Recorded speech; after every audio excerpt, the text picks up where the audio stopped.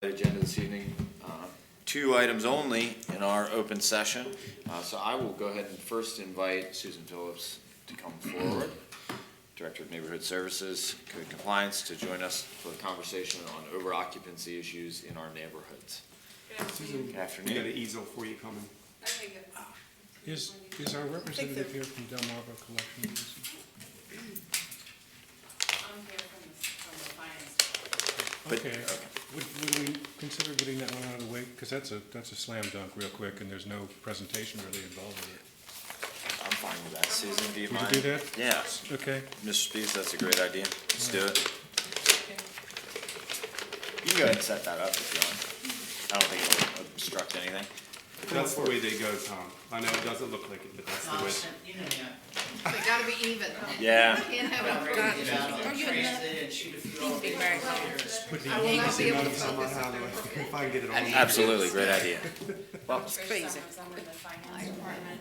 welcome, Trish. We're on PAC's behalf, and the resolution that is before you is for the city has been working with the city's legal team to collect delinquent accounts, and they have advised us for the smaller balances to use a more economical way, which would be Delmarva Collections.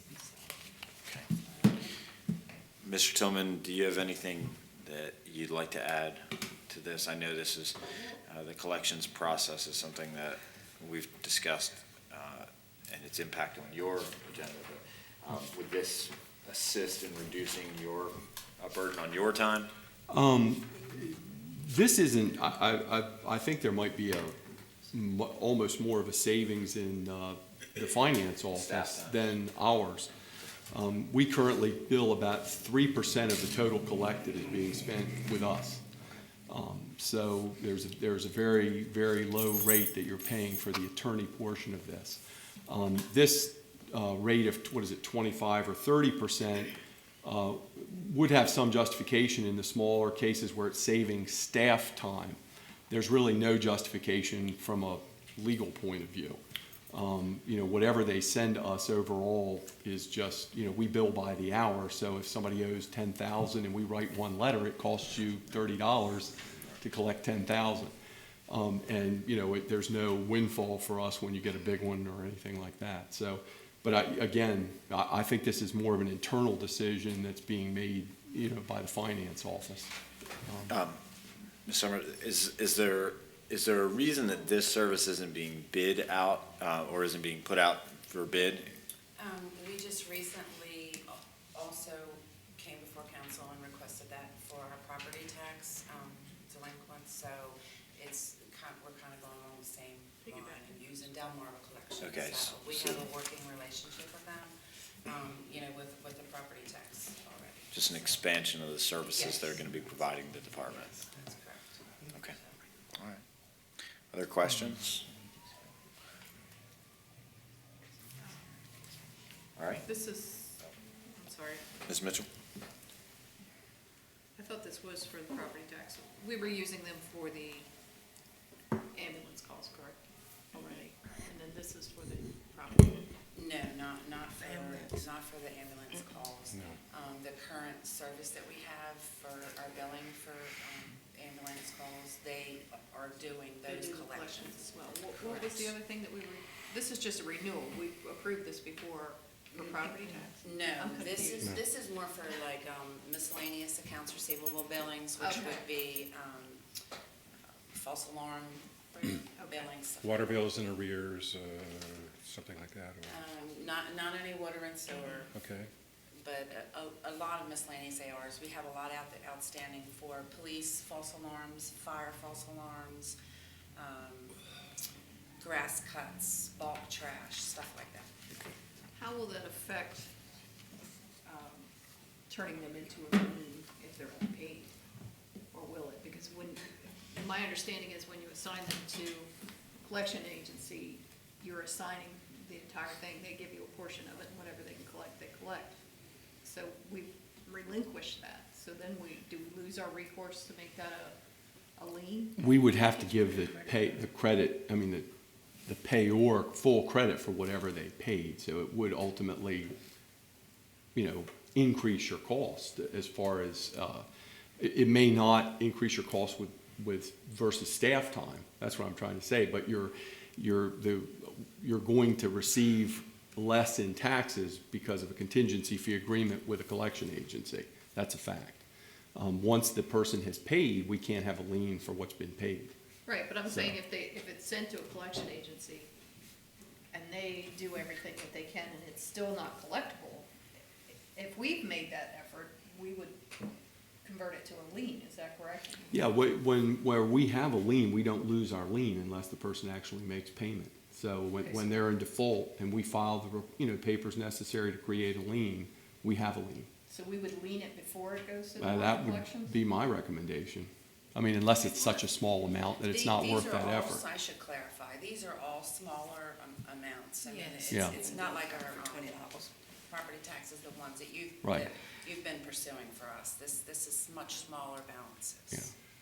So, Just wanted to understand Yeah, I think where it that just, fit together. it'd be Delmarva Collections may be doing the job that your office has done, and it may be the best use of time and resources, but I don't have any way to comment or judge that from their point of view. Well, I don't want to see that we put a lien on somebody's property for $50.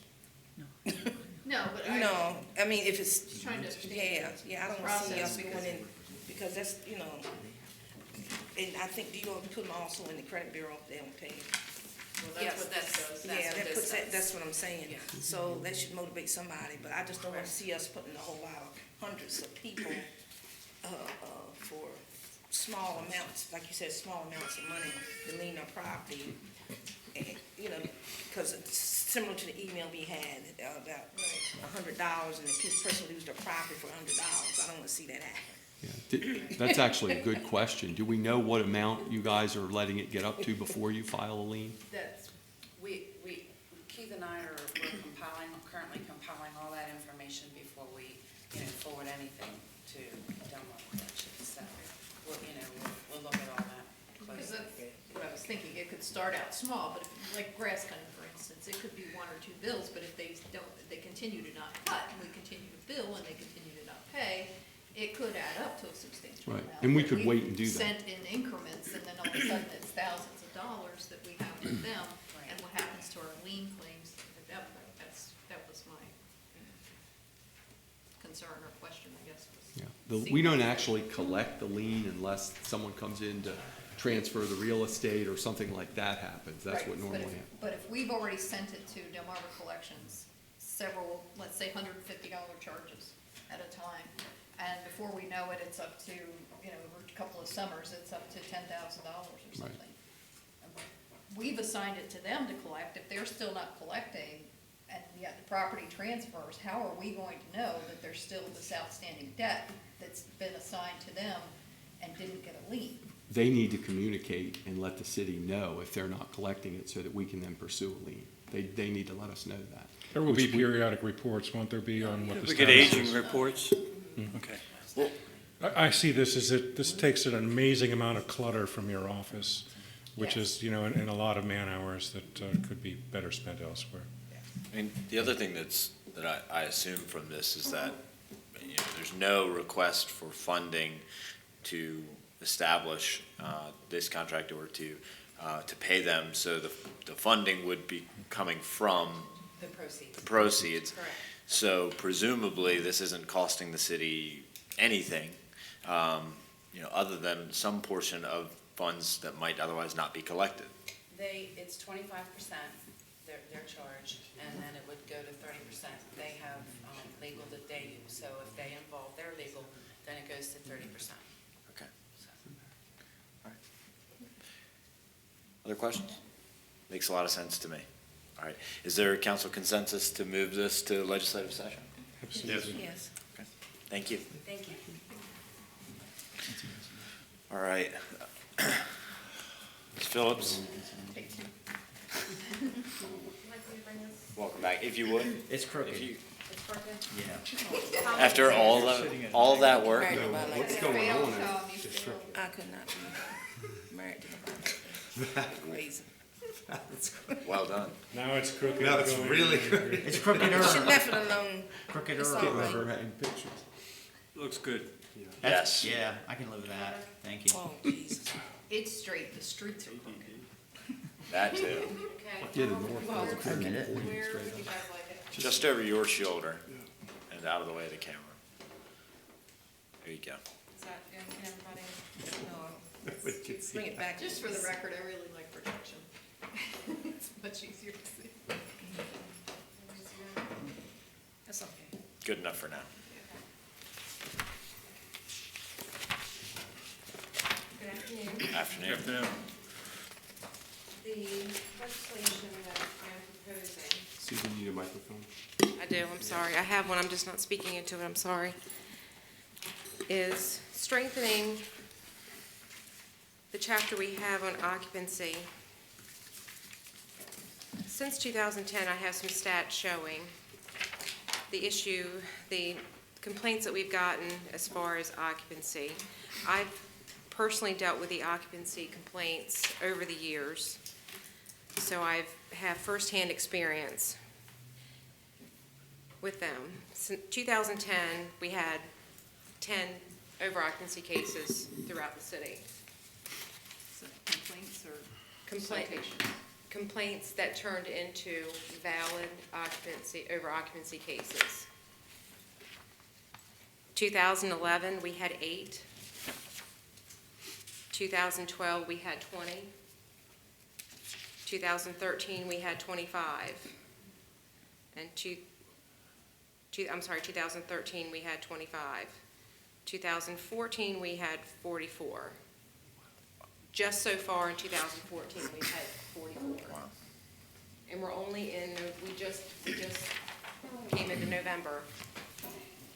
And the majority of the occupancy complaints are college rentals starting. This has all started since the end of August.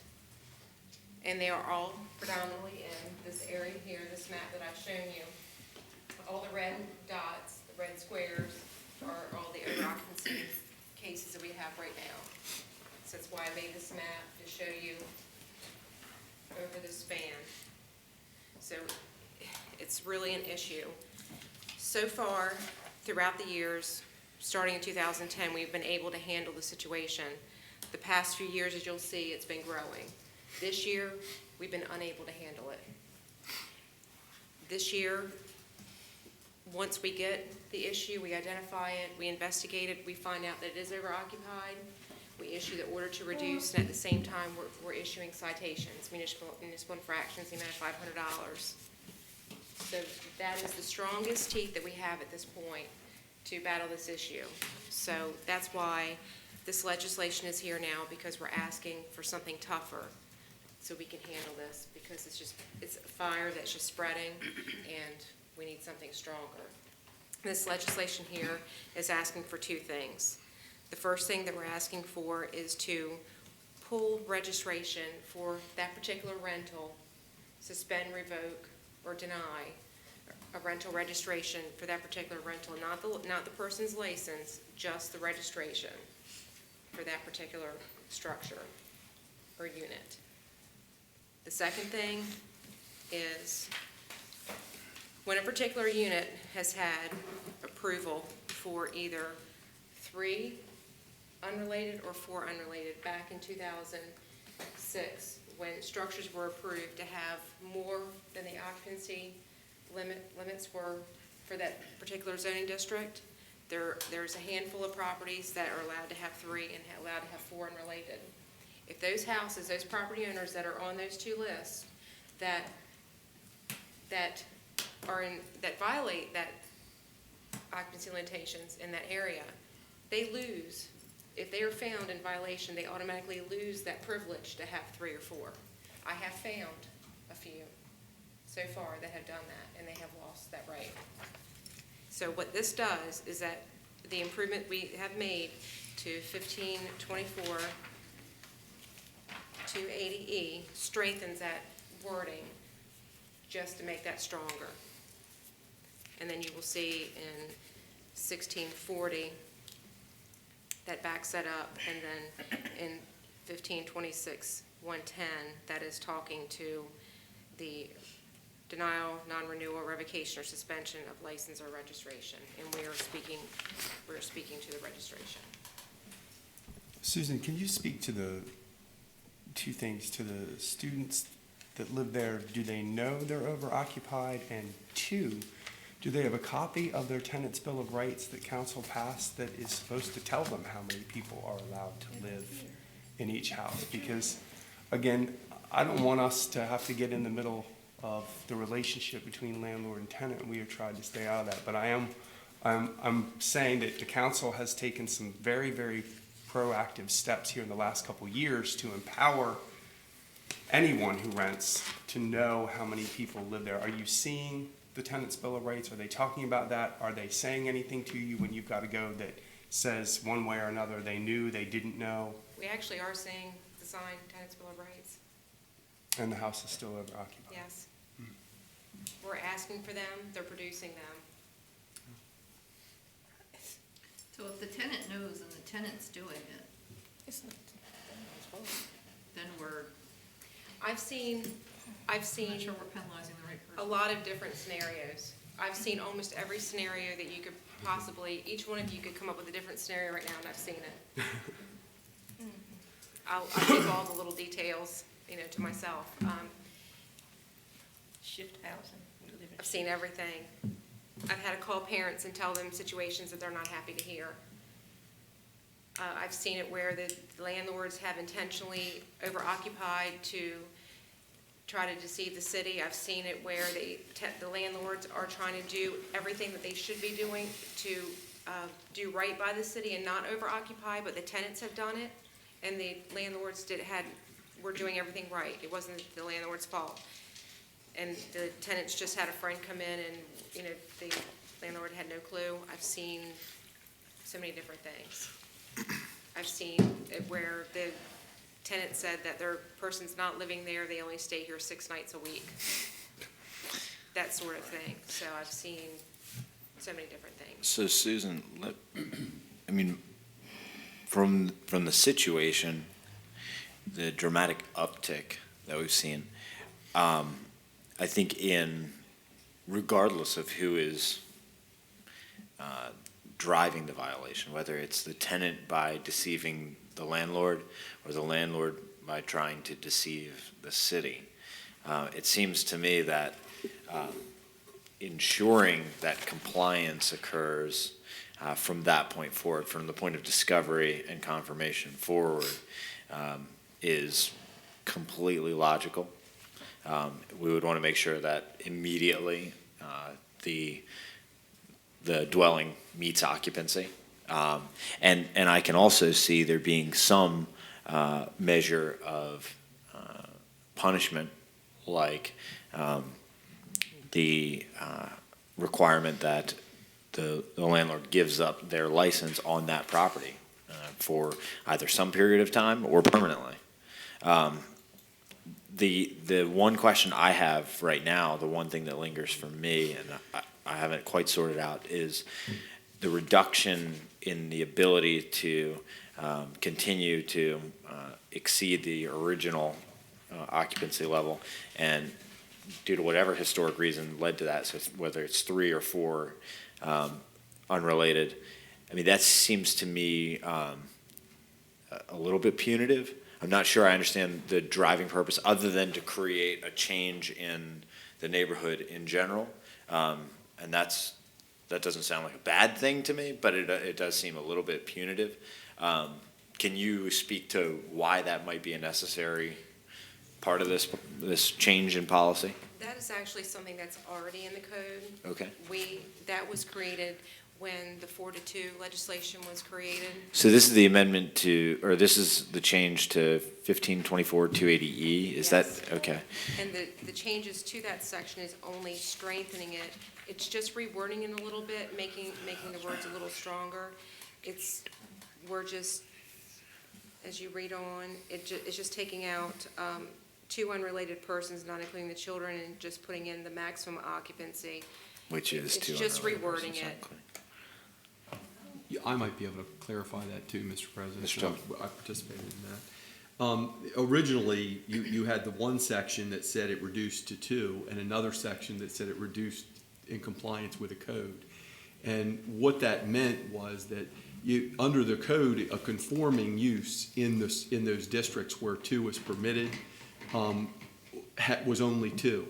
They allowed occupancy by 3 and 4 as a non-conforming use.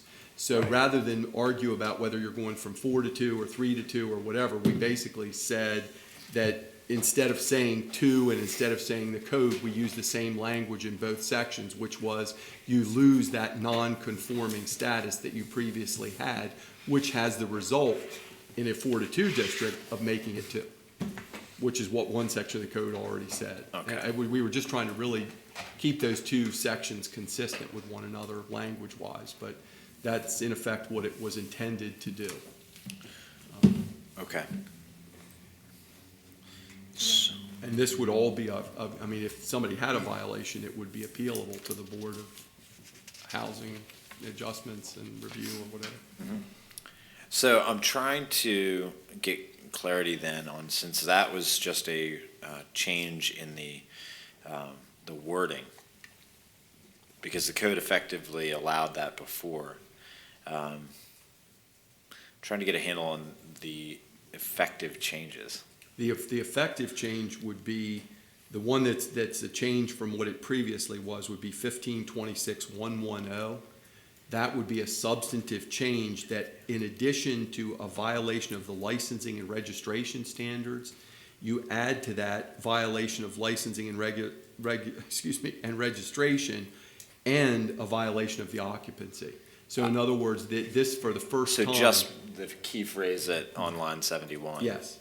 And for the first time, they're now tying the license to the occupancy violation as well as that. That's the substantive change. Okay, I understand. Thank you. Mr. Council President, there isn't anything, and we may be looking for some guidance from council in terms of how long the housing official can keep the ability to rent it. I would imagine that a monetary value could be put on the work that the housing inspector, that the housing officer, that the police, that the city administrator, having worked through Town Gown, having worked through what's the other one? Neighborhood Compact, and all the rest of them. Your time on the phone with neighbors, my time on the phone with neighbors. I think we would probably get some guidance from you or maybe from legal as to what would be the appropriate amount of time, but the amount of energy and the amount of resources that has had to go into just that, and not even really up at the northern side here of Camden, but the southern end where you see all of the red, the amount of resources that have gone into that area since school started. And we have been right at the table with the university. We've been right at the table with all of the players. But 44 said to Mrs. Phillips that we're approaching that point where it does seem as if whomever it is, and I can't differentiate between who owns it and who is living there, because the call doesn't come from either of those two people. It comes from the people who live on either side. That we've reached a critical point here where we have to really make it clear that we get you to register, when it's non-conforming, we get you to do all these things, but that doesn't seem to have stopped the flow of somebody's not paying attention to the law. Yeah, I mean, there's no doubt about it, and I mean, you can see that if there are 44 over occupancy violations in the city, there were 39 of them just in this neighborhood, Right. and personally, 7 of them are on my block. That's astonishing to me. And so, okay, I don't know if this is what you were hinting at, Mayor, but the idea of a monetary value being placed on it, I don't know if you were getting toward a fine or a fee, but to me, Just for how long if you were going to allow the housing official to take the license, how long you want to do that for? to me, refusal to renew, it's annual, right? So I mean, that could be each that could be each year.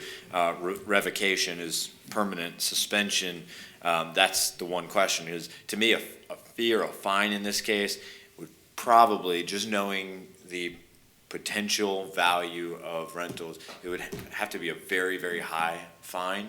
And when fines have to have a relationship to actual costs, the fine's not going to mean anything. It's not going to change the behavior.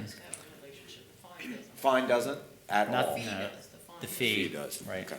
And actually what Susan, what Neighborhood Services is doing now, when we started to see an uptick in the number of reported over-occupancy cases, we started issuing citations, as she mentioned earlier, and they're in the amount of $500. So they are intended to be punitive, and what we had done in the past was identified the violation, asked for compliance, got the unit into compliance, but apparently that's not taking care of the problem. So we were issuing the citations, and now we need to strengthen the legislation as well to say that there's a risk of suspension or potentially revocation of your unit registration on that unit if you can't keep it into compliance, whether or not it's the tenants or the landlords. The landlords have a responsibility too to make sure that they're keeping those units in compliance. And if you're going to lose your nonconformity, that's an even greater incentive to police it and make sure that it's not in violation.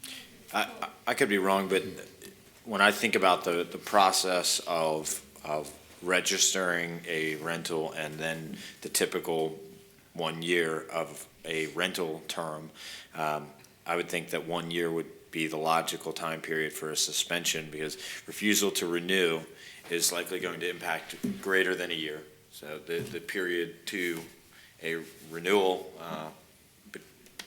within the current year up to the renewal plus the following year, during which time the registration is not renewed. A revocation, again, would be permanent. So the suspension, to me, would be the logical time period. That if you're going to go less than the time for non-renewal, would be a year.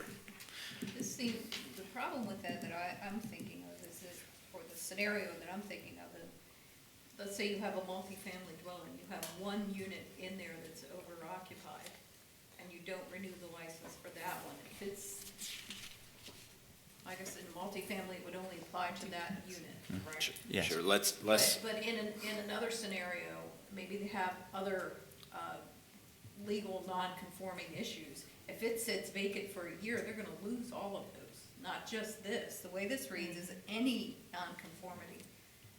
Unless I'm misreading it, it says you lose all of your non-conforming uses if you're suspended or you violate this.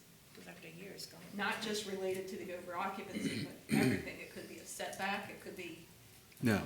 No, it's only, yeah. It says the number of unrelated occupants shall be permanently reduced to the maximum allowed for the applicable conforming use. So it's just an occupancy. I'm reading Which 110, one? 1526, 110. Where in Where are you 1526, 110? Just the gist of the opening paragraph, beginning on. That's an existing paragraph. So what specifically about the changes?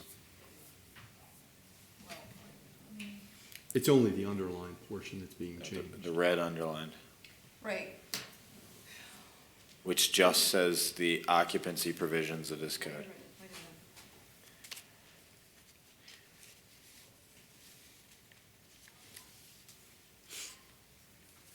In the meantime, let me ask you this, Susan. Just so we're aware, are there any multifamily dwellings that have been determined to be overoccupied? No, That is correct. not this year. It's In previous all years, single yes. family this year? No. And another question too, over those 4 years that you talked about, Registration. how many of these properties are really repeat offenders? A few on Druid Hill are repeat offenders. I'm sorry? A few on Druid Hill are repeat offenders. Yes, okay. And I thought I saw one on Pennsylvania Avenue that sort of pops up every, Fourth or, don't say so, yeah. Yes. That's the one. Okay. I have a question, because you know I'm not interested in this occupancy.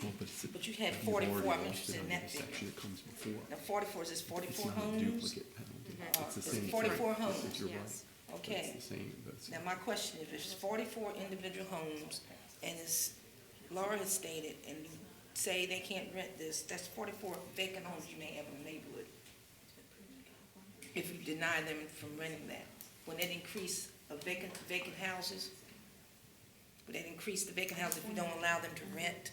And the students, the problem is apparently you have a problem with college students. That's the problem I'm seeing, college students. They're wild and crazy. You all know that. this- Some of them, I won't say all of them. But it's college students that people are having problems with. That's why this 42 and 43 came about anyway. So to me, if I was gonna solve a problem with college students, those particular college students that rent the house, I would kick them out of my neighborhood.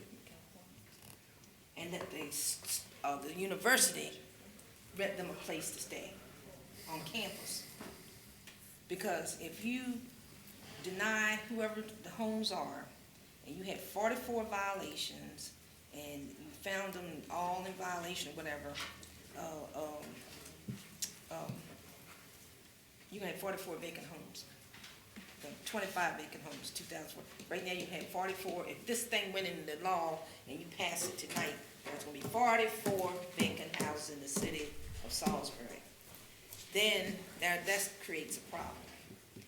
Actions, the persons who are violating the students, they're gonna bring their friends, they're gonna party, they're gonna get drunk and fall out, they're gonna stay, they're gonna do it. I don't care how much you're gonna do to a landlord. It's just like a parent. They don't send the students to Salisbury to create a problem in the city of Salisbury. It's just like out of Westerns. The sheriff says, we don't want you in our town. You put them out. If they don't know how to act and follow the rules, somebody's got to be punished besides the person's furnishing them a living place to stay. And we're trying to bring the young people downtown, we're trying to bring them, encourage them to stay here, but yet they do not know how to act like young men and young ladies. They're terrorizing the neighborhood. So if they're terrorizing the neighborhood, let the landlords put somebody in there that's gonna be good to the neighborhood and follow rules and regulations. But if the particular students are carrying on like they're doing, kick them out of your neighborhood, kick them out and let the college be responsible for them. To me, it's not fair. And then when you do this particular law, this is another reason why I didn't support it. It's not saying it's not right. It's because it goes all over Salisbury.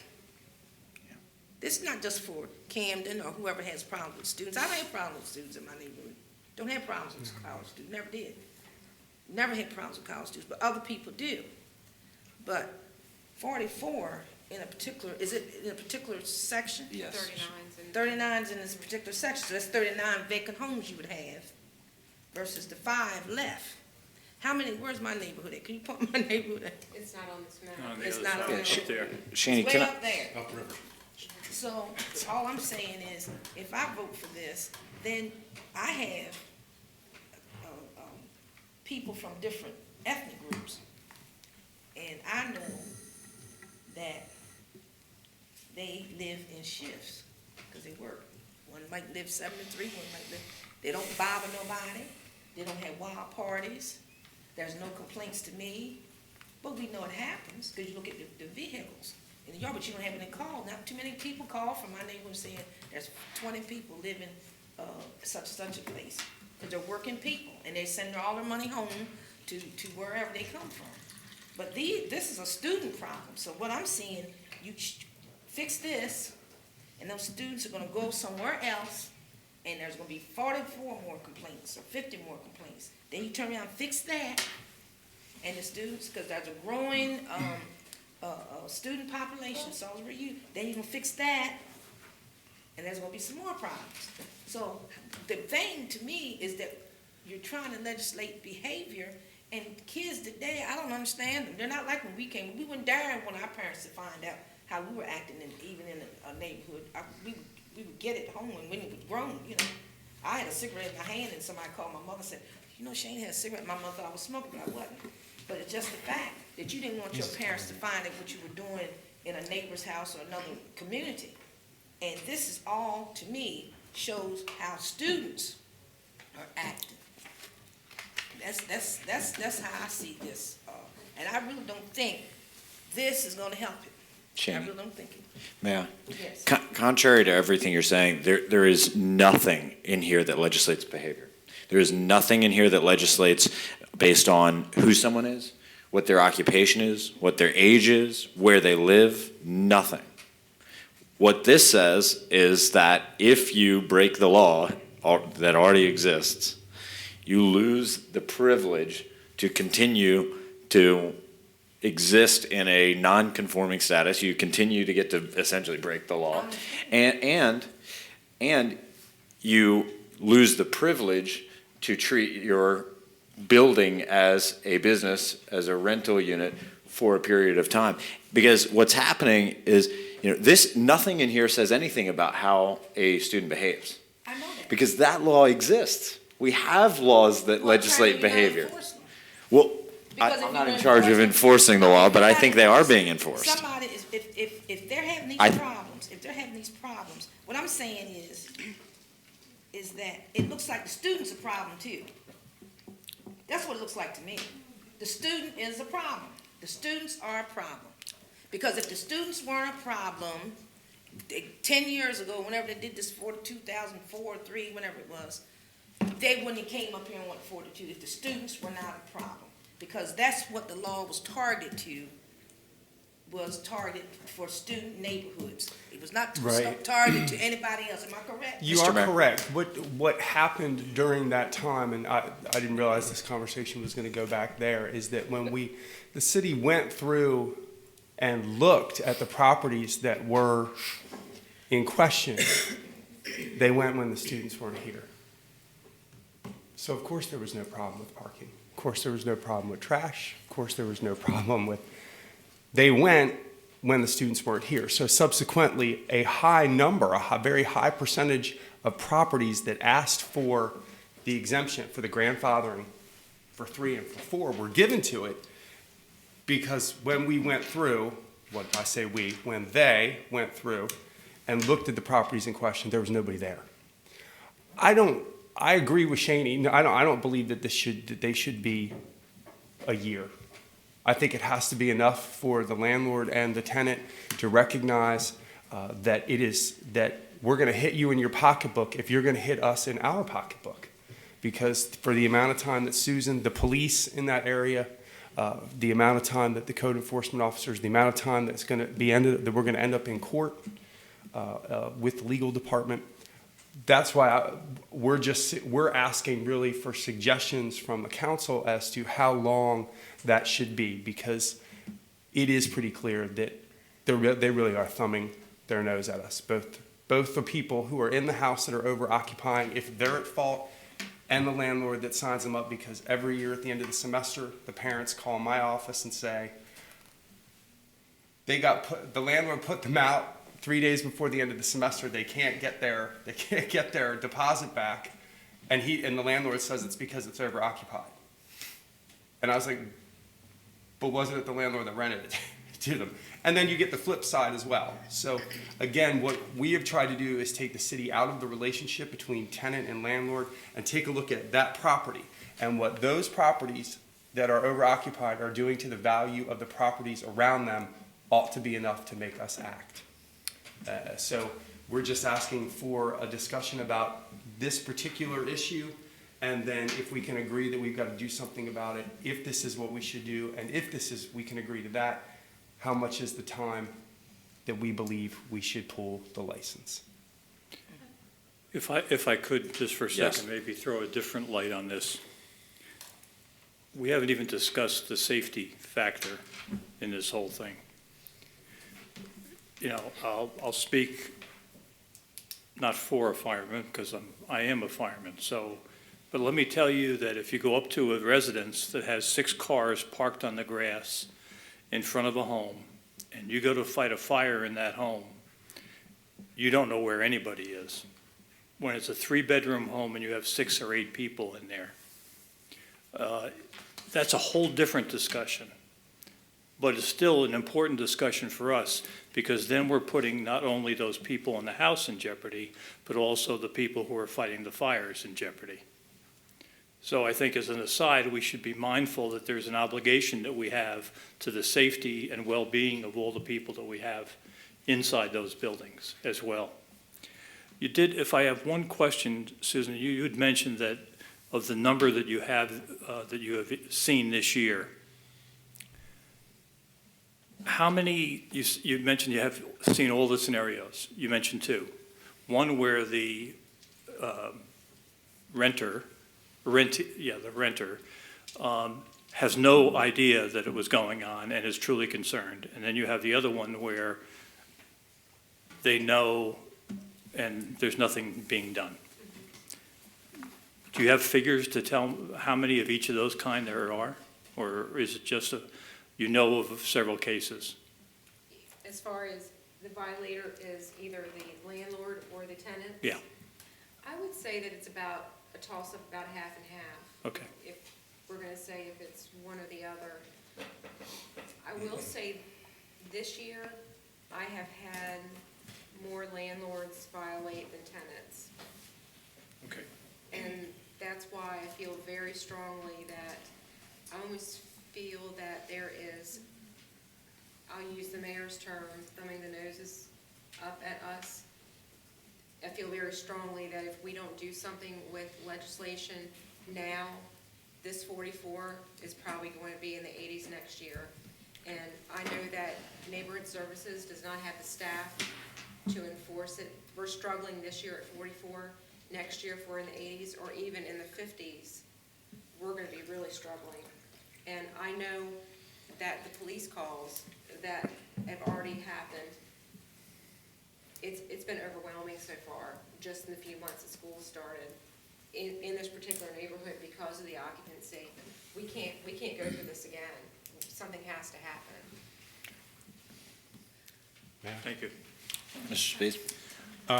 You know, the term students has been thrown out here, but I want to ensure that everyone knows that out of these 39 properties, we're talking about maybe 2 students in each property at the most, okay, that are out of compliance. So we're talking about a very, very, very small number of students who are the problem in this case. If I could add one thing to that. Sure. Some of these structures that are even on Druid Hill, that are overoccupied, they're not all student rentals. So I don't personally want to bash the students. They're not all student rentals. Understand, okay. Jack said, you know, fire calls. I, you know, having been a fireman as well, I can fully understand that. But, you know, with the overoccupancy, we have the reemergence of the problem that we had when we first started with 4 to 2, which was parking, noise, trash, the number of visitors, the number of police calls, on and on and on and on it goes. You know, we have these properties that the landlords cannot or will not comply with the law. It is ultimately the responsibility of the landlords to ensure how many people are in that home and that they're keeping with the numbers that are in compliance with the law. That's the bottom line. You know, it's not us against student, it's not us against the university, it's not us against anybody, except that, you know, here's what we have and here's what we insist upon because of public safety. And that's just the deal of it. You know, and when we have penalties which include removal of a license temporarily or permanently, you have, as Shani said, empty houses. However, there are options for empty houses. Every one of those houses at one time was owned by a family, and people lived there, okay? And during the 80s and even the late 70s and on up, those houses were bought up and bought up and bought up, and sometimes, you know, even at a premium. The house was for sale, and somebody offered, you know, X number of dollars for it, and the landlord would come and offer X plus number of dollars for it, and, you know, anybody selling would say, sure, you know, I'll take the more money for it, that'll be fine. And in a way, our neighborhoods were sort of decimated in that way.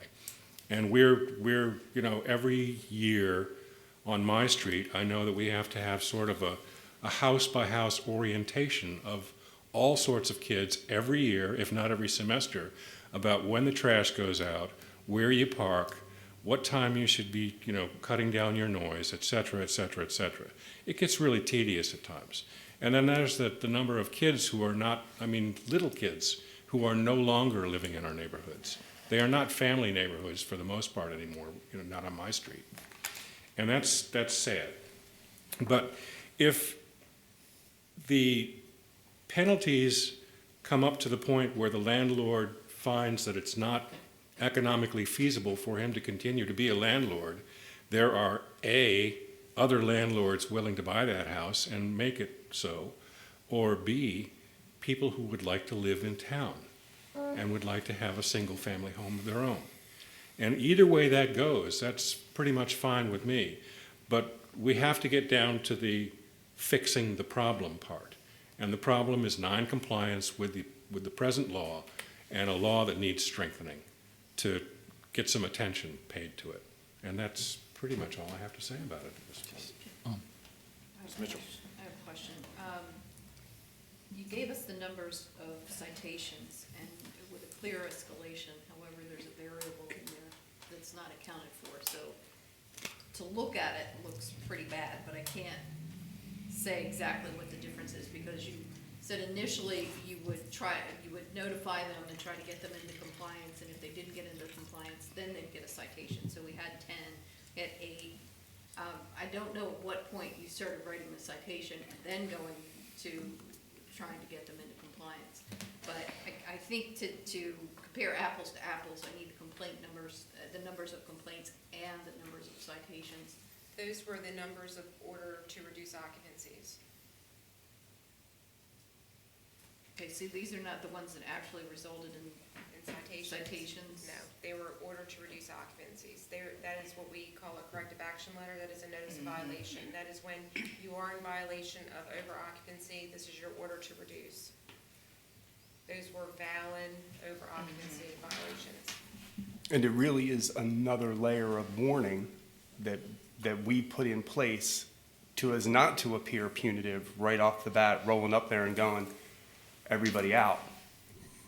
And it has had no effect. Just one comment from a legal point of view. There can be no distinction between students and non-students under the law. Well, we know that. Yeah, so that we can't do. And you're right, this layer here of different levels of warning, orders, suspension, revocation, and all of that is appealable, as I said before. So if the Housing Board of Adjustments and Appeals determine that the order was unreasonable or inappropriate, they can reverse it. And everyone has those appeal rights. That's all. Well, are we following the same order of operations in each case, or did it switch? It sounded like I heard there was a change. Only until this year we changed. 2010 until now, we've always followed the same procedure as far as our investigations, everything. This year, because the rate that we had and the severity, we started issuing citations at the time we found that they were overoccupied. When we would issue the order to reduce, we would also issue a citation in the amount of $500. But again, that doesn't change the number, because the number is just the determination that, yes, you are overoccupied. Yes, and the code allows us to do that. Is the progression or the procedure, what comes first, what you do next, what you do, I don't see that laid out in here. Am I missing that? I'm just thinking from a standpoint of if someone appeals or sues us or whatever, particularly if we get into a suspension, they're gonna argue that. They're probably gonna take us to court. And I think we're probably better served if we have that delineated in the code itself. Here's what happens, then this happens, then this happens, then, so that it's fair across the board and everybody knows exactly what's gonna happen, instead of, someone who was cited in 2013 maybe has the same case in 2014 or knows someone who does and says, wait, you didn't treat me the same. They got a warning, I got a citation. I'm just wondering, should we have something in there about? Your citation is similar to like when they go to the house and find something wrong with it. Is that what it is? You have so many days to do. A citation is the same thing. A lot of people use citation as the same as corrective action letter. Citation is what we refer to as a municipal infraction. It's a ticket. Exactly. What's the fine, what's the, when you have a complaint, Notice of violation, you corrective give a action notice, letter. yeah, okay, Yes. that's what I'm talking about. After you do that, tell me the steps. How many, do you know how many have, when they get that letter, how many comply with it? Nobody? Historically, or Yeah. on these cases, Yeah, nobody? well, I'd have to pull the years past to see. Oh, We've okay. had some that have complied. We've had usually almost all except maybe one or two over the years have not complied.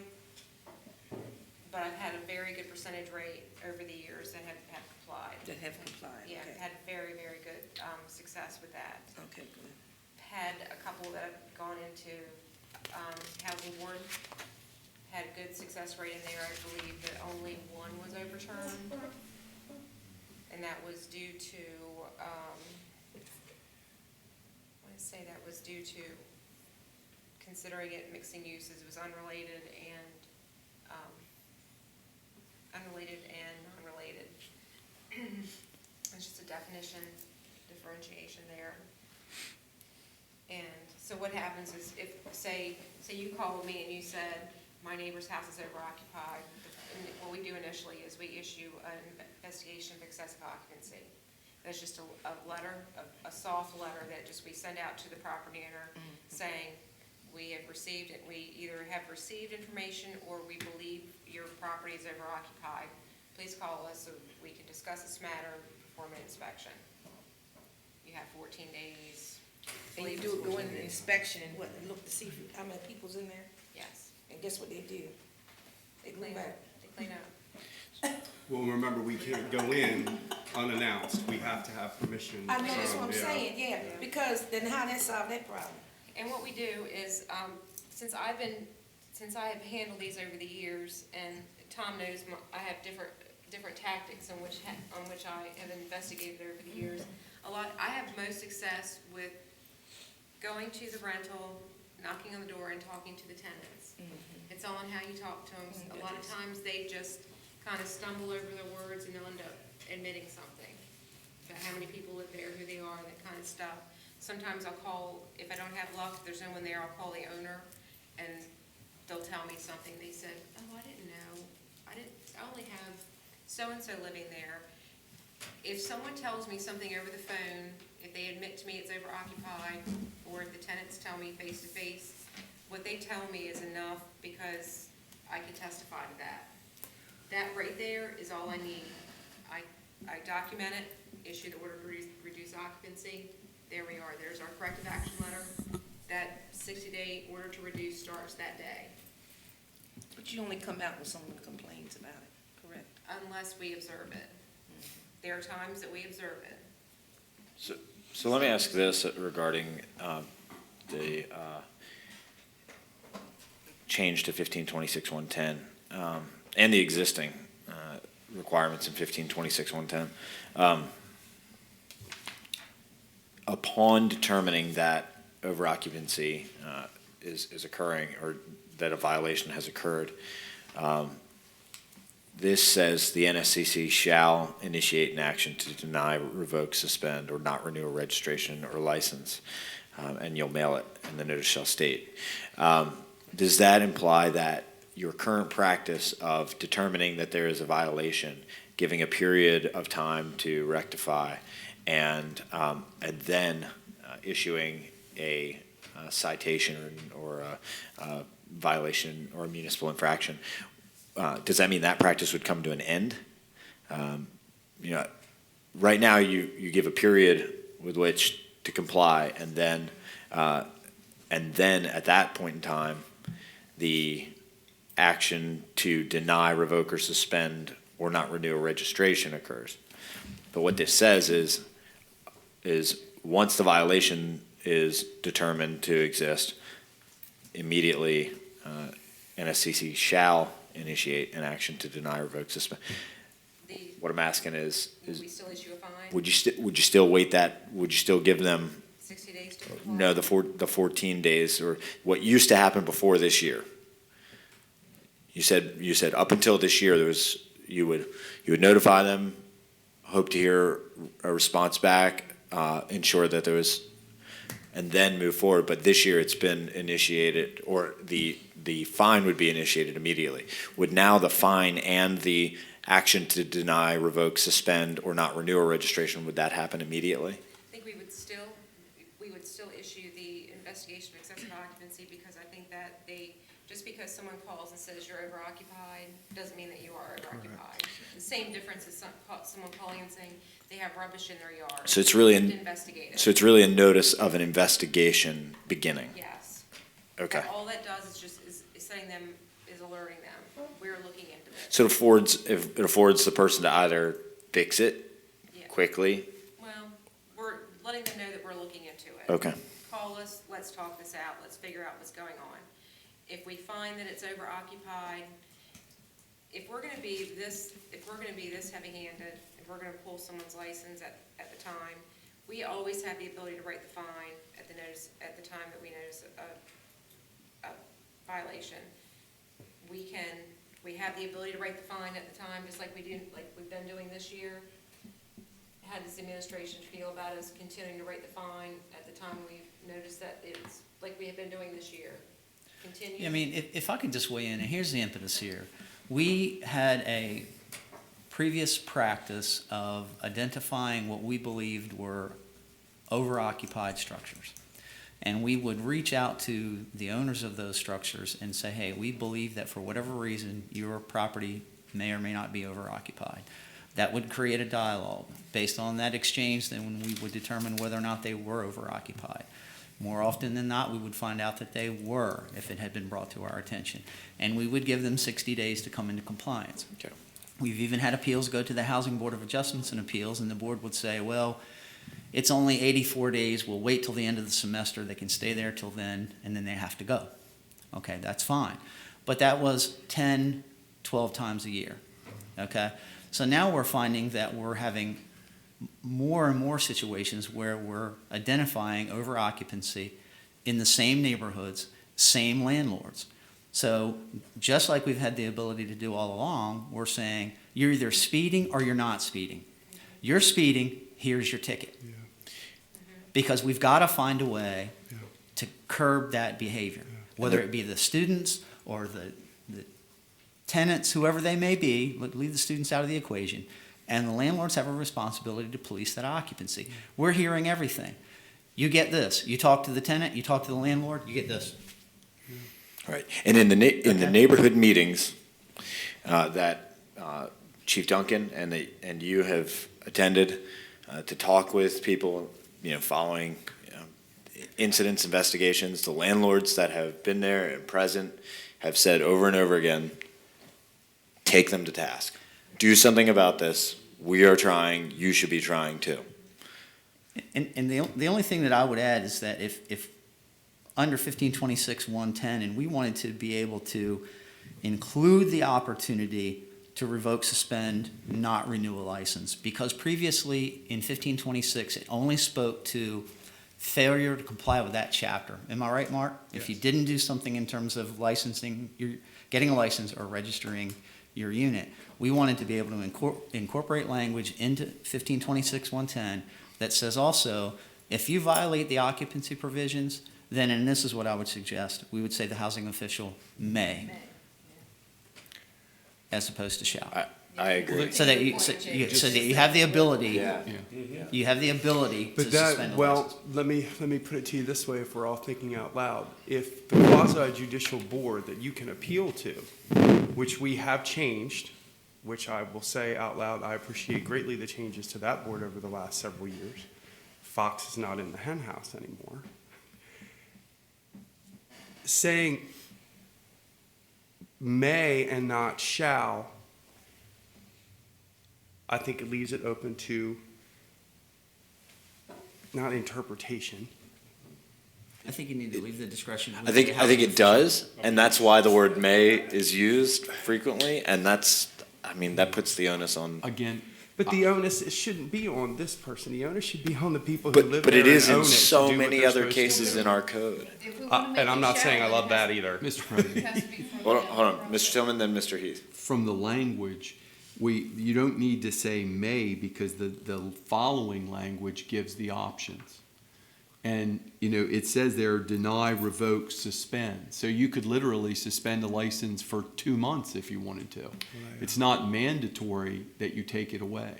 And I think that maybe what you need is a set of policies and procedures within the department that you wish to be followed, 1, 2, and 3, if that's what you want to do.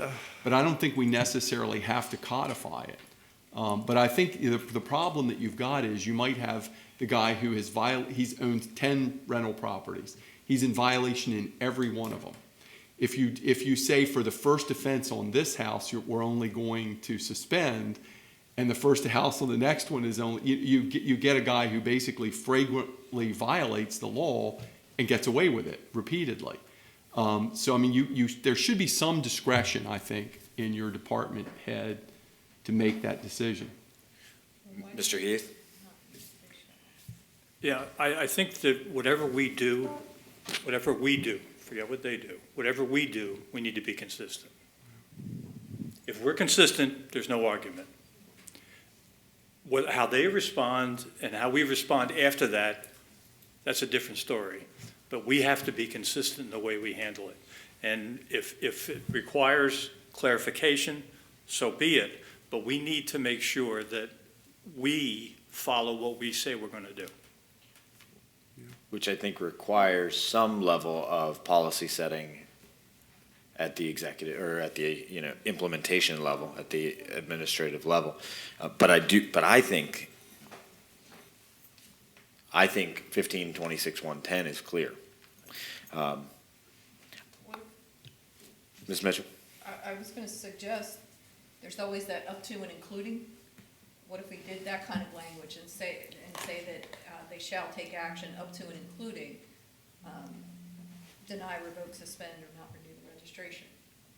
Shall initiate action up to and including denial, revocation, suspension, That way they can or follow through refusal the to renew. policy and all their steps. It says they shall take action, but it doesn't say, because the way I read this right now is exactly the way you did initially. Once it's determined there's over occupancy, they shall do one of those Right. things. Well, and there's lots of options already in there. Denial, suspension, revocation, non-renewal. But the fine's not even in there. That may be a first step, or working with them to reduce the over occupancy. I Yeah, don't where is see that? that there. Where is that in the code? That is in there, the It's in 1524. 1524? Okay. But I mean, in this section, it just says, I have another question. if it's determined that way. And the other thing that I'm back to again, that we keep talking about is our fine limitation appropriate? And I don't think that it is. There are so many things that keep coming up that $1,000 cap, or in this case, it's setting at 500. It just isn't enough to motivate people to do the right thing. It has to hurt worse to do the wrong thing than to do the right thing. But don't we find that a judge says that, I don't even want to tell you what they say. Well, they're gonna spend more than that getting to the judge, though. Well, that's what I mean, but a judge will say that this is too high. Or, Has I it don't been our like your experience- laws, property rights, drop it to $1. Mr. Mayor, has it been our experiences that that's what happens? Yes. Certainly in the case of So first offenses, so the judges if you rarely take give a look at substantial the fine. larger picture here. You all have passed laws that can get sent to a quasi-judicial board that can turn them over for a group of people who aren't elected. Since the 70s, we have gone to local managers for properties. We have gone to being at every stakeholders meeting that we could possibly have during the week that staff has to attend in every place, and they are happy to do it.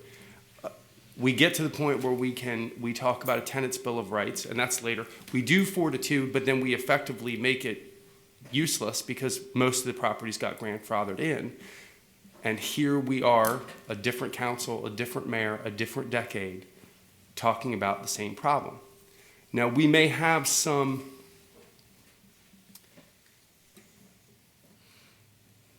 not recourse, the end may be in sight a little bit with the way that the comprehensive plan is drawn, with the university district being on the other side of South Division Street. Now, whether or not South Division Street, Dykes Road, that street light's coming now. The stoplights coming there at Dykes now to try and line everything up and get traffic going back there. I mean, at some point, Mr. Heath's gonna have to get home. And, we don't want to make it so that because if Mr. Heath and I will say this, if former Council President Smith are both on South Division Street and can't get home because there's so much there, because that infrastructure is not wide enough for all that. All I'm saying is that the University District is going to go over on that side. So that leaves the question: if we're gonna work with the university to make the college population be on that side of Division Street, that may give some respite to our neighbors. But then what happens to those houses that are there? So I completely agree with Councilwoman Shields. The idea that you leaving them there empty for a long length of time. So where is the middle ground here with? I don't think it's something that needs to be in the code. I think that what it says here, and actually, I take back what I said about it saying up to and including, because I think this shows enough, this offers enough option. Shall initiate action to deny, revoke, suspend, or not renew. So there's a whole range of options already offered. This includes all of those options, as long as Mr. Heath said, there's a consistent policy for how that determination is made. Then I think you have all the tools in your toolbox. I think that's the purpose of adding this phrase, or with the occupancy provisions of this code, to the code here. One other thing, Mr. President, Yes. the language under 1524-1640 actually says that they determine that the unrelated occupants violates, not violated. So if we're giving these people a warning in advance, if we're sending out a notice that we believe you're in violation, it gives them an opportunity to not violate. It's essentially It basically, if they bring their property into immediate compliance, they're not going to have a problem. right. I have a question. Yes. You Shields. buy a house, two-story house, a homeowner, and I put 20 people in it. How you address that? How do you address a homeowner's over occupancy? Okay. He just, I'm piggyback on Mr. Heath when he said he goes in for fire and the house is over occupied, because that happens also. I'm not renting anything, Who are those 20 people? just 20 people. Just Are say they- I got 20 people Are in they my house. 20 family members? Might not be. Okay. Might not be, No, but you're it- gonna go in there and ask for, your identification and a birth certificate. But That's the well, how you handle those situations? Are they living there? Are They're they, living there, it's over occupied by square footage. it's over occupied, so what do you do with a homeowner? Condemn it. That's a safety and sanitation same, issue. same, Condemn same the thing. house. It'd be condemned and issue a vacate order. In order to reduce And occupancy. suppose there's 7 people in there, 3 bedroom, 7 people, grown people. I'd have to measure the bedrooms, Mhm. because you Yeah. could be in violations of the same thing, Mm-hmm. not enough square footage. And those are international standards that you're using as well. Those are not standards that we But that's came the up with. question's gonna pop up, you see, because we're talking about rentals, but we want also addressed, and so it's already being addressed in, because that's situations like that too. I'm buying Yeah. a house to bring everybody and the brother, And, you and know. the same thing pertains to this issue too. The bedrooms would have to be enough. You have to have 70 for one person, 120 square feet, 70 square feet for one person, 120 for the second. So that's the issue you'd have with that many people. Yeah. I mean, and this isn't the only place. We're over in the President's neighborhood right now dealing with packed basements without egress. I always say egret, which I know is not. They don't have correct. egrets. They don't have egrets in the basement. They have ingress, but not egress. But we are dealing with, and actually, we are actually having some luck working with landlords and we have not just gone in and said, these people weren't supposed to be in the basement, you're done, you're out. We have said, this is what you have to do to this property if you are going to use this. This is what you have to do, and they have begun to comply. We also have that issue of the 1,000 square foot houses that have the little second floor type situation as well. So we're happy with this language. We're not gonna put a timeline on it. Is that what we're, for I how don't, long? that's my opinion. It- I haven't heard a consensus. What'd you say, Mayor? I disagree. Not adding a time limit to the suspensions. I disagree. Not adding a time limit. The mayor asked for a time window to be added to the term suspension. What time, what kind of time limit, Mayor? I'm with you. I don't think a year is, that doesn't do us any good. That creates another problem that we're trying to deal with in other places. So, I don't want to say it like, well, I do want to say it like this. I want to hit them enough in the pocketbook to get their attention. I want to be able to say to the people who live around here, we're on this. For whatever reason this house got like that, we're going to get it back to the way that it's legally supposed to be. So, for what these houses are going for a month, for what some of the houses that are going for in North Camden, on Ohio, and on Maryland Avenue, I mean, you're talking like $700-800 a month per room. We're not talking the whole house is $700 a month. We're talking it's $700 a month per room per person. So people making some bank. So the question is how much do we take out of there that gets their attention, that these laws are made so that property values everywhere around you don't continue to sink? Well, there's something that we have to think about too, and that is, what some of these houses have periods of occupancy and then periods of vacancy. The entire summer, some of these houses aren't rented. Right. And we have to have a period that's going to include a period that's going to be a rental period, not just, no rental for you for the summer. I mean, that's exactly Like, why I don't throw me in said, the briar patch, right? that's why I said a year, only because, Yeah. you wouldn't want it to be a couple of months, because, sure, lose a semester or lose a summer, and, behavior doesn't change. I was actually thinking a period of 30 to 90 days, because not only do they have the loss of the revenue for that month, they've got the turnover expenses. If it has to be vacant for a month, they are also incurring that turnover and the re-advertising and the rental and the paint and all that stuff. So that's an additional hit. But if it's the renters that are doing this and you truly feel that the landlord didn't know, you still have that option of doing a 30-day where it says to them, you should have, if you feel like they did know, 90 days without that $700 per room and the turnover expenses, that's a pretty big hit. Even in those places that aren't renting, most of them, the summer is not really 90 days. And by the time they get out of school and the time they're starting to rent to come back because they want to get it moved in before classes start and all that, if they can't even rent the place for 90 days, then they're into the school year in most cases, and they've missed the influx of people coming in looking for rentals. So, I mean, while they'll probably still be able to rent it, they're missing the prime shopping season or marketing season, if you will. So, I think my concern is always about leaving things too open, because we all know, we're sitting here having the discussion, and we can all reach consensus about how long is too long and how much, but 5 years from now, if none of us are sitting at this table, or 10 years from now, if none of us are still in our current positions and doing this, and someone picks that up and reads it, says, oh, I can revoke them for a year, I can revoke them for 2 years, it doesn't say. And then you get disparate treatment from different. We keep saying we're not talking about college students, but everything goes toward that. Because you're talking about when they're unoccupied in the summer.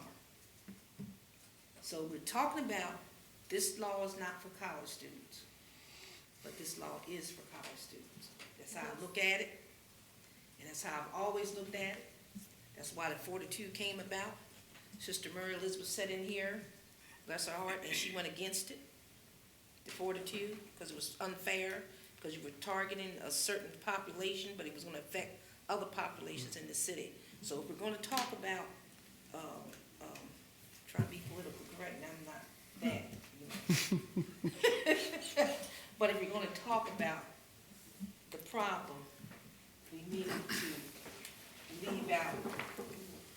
time period that we need to rent. Either it's gonna be 6 months that they lose their license, or 3 months.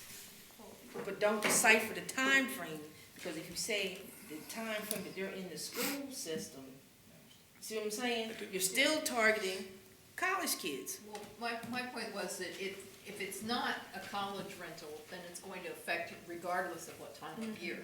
The only scenario where the summer might be a less hurtful hit would be if it were a college rental over the summer period, or losing those time frames. I wasn't talking just about college rentals, it's just that Yeah. in that case, it could be less of a hit burden if they weren't going to be rented anyway, but it still hits in that time period that it could hurt. If I was gonna be fair. Can I hook my caboose to that thought there of yours? And this deals with security deposits. Security deposits are not just for damages, but these security deposits could be actually for over-occupancy as well. You, the tenant, have over-occupied my place, and it's gonna cost me fines or, my missing my license for a while, so I'm gonna keep your security deposit. And, these could be, security deposit numbers aren't carved in stone. They could be increased to cover an entire 6 months of missing income. And people would pay it. People would come up with the money because they want a place to live. Students especially, yeah. I think if I went along with this, because 44 is too many.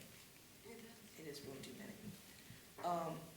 The time you do the notice of, or whatever you say it is, the first notice, that would be the time to clock, what do you think? When the clock starts then? That's when the clock starts ticking. The clock starts ticking then. And they have, how many days to make it right? 30? They have 60 days to reduce occupancy. Reduce occupancy. That's 2 months, right? So if they make it right, and it's not made right, then if they say you have 60 days to make it right, well, 2 months to 3 months would be, I guess, and I would say at least 6 months to make it right, because that's what I would say, because the reason why I don't agree with the whole year is because I live across the street from the house, on Germania Circle, and the poor lady, parents left for this house, and she could not get in compliance. She lost her compliance to make it 2 apartments. She only had 2 apartments, and I don't think she ever got it right, and it just stayed there empty. That's my whole concern, is that when we do this, we don't want empty houses all over Salisbury. But it's 2 months, and I think if somebody doesn't, and then you have to, if they don't comply in 2 months, then the third would be eviction for the people to get out, right? We would issue a fine to the property owner. Fine. That's the 3rd month. All right, then when do you vacate the people? We actually don't ever issue. Oh, you never tell them to get out? Well, They've never that's been what initial tenants? the order to reduce is, basically a vacate. So everybody that's in there has to leave? It's the people who are over occupying Oh, the has people to that vacate, oh, yes. Okay, They have to get in. okay, all right. So I was trying to do a time frame so it wouldn't be a year, so they wouldn't lose their, Right. yeah, that's what I was saying. So would 6 months do? So while we're hitching our wagons to things, I want to hitch my wagon to that. I look at the words being used here, denial of a license, as having an obvious implication for when it would happen, but not a time implication. Non-renewal as having an implication that it, again, would have a time that would happen, but not necessarily a time period that it would affect it, 1 year or more. Revocation is permanent. And so suspension, I would think you would want to be less than a year, or would make sense to me. 6 months makes sense to me, so I'll hitch my wagon to that. 6 months.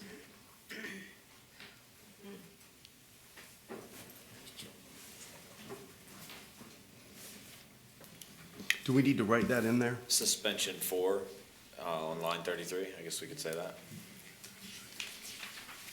6 months. 34?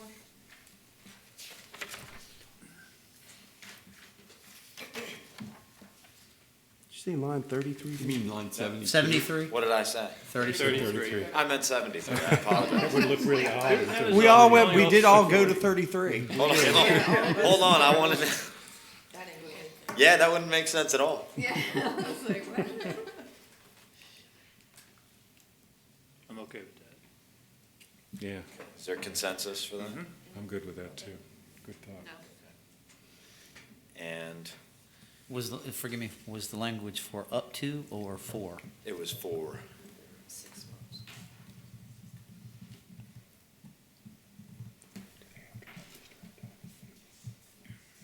No. They get 180 days before they have to, so. I had just asked the question, did that mean that would they have to register it as vacant? But they have to do that at the 180-day mark. And that's, Well, then, my question would be, Right. at what It- point Doing the should a math in my license be head. revoked? Yeah. In other words, if we're going to have suspensions for 6 months, then we should determine at what point they're revoked.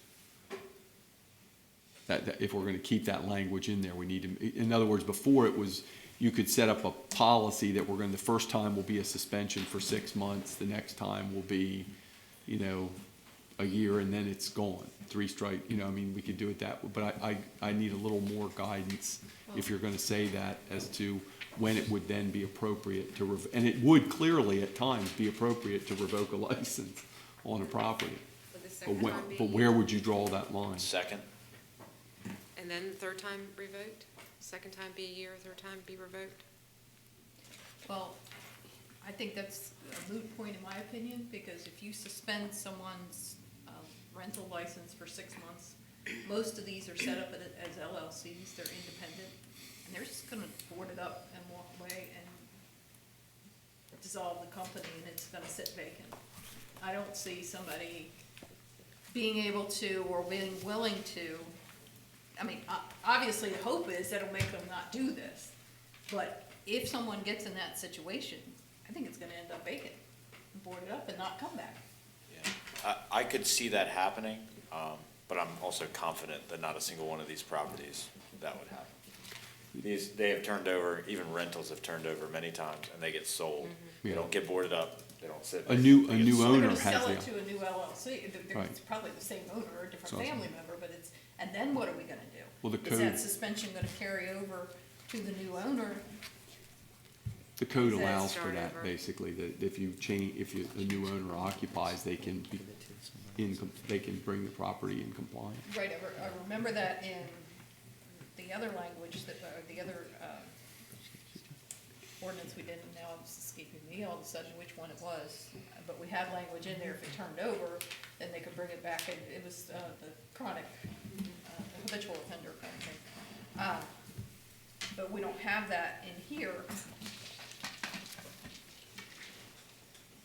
I don't know, I think 6 months is Well, excessive. you can always come back. Can I just ask a Yes, question? Mr. Heath.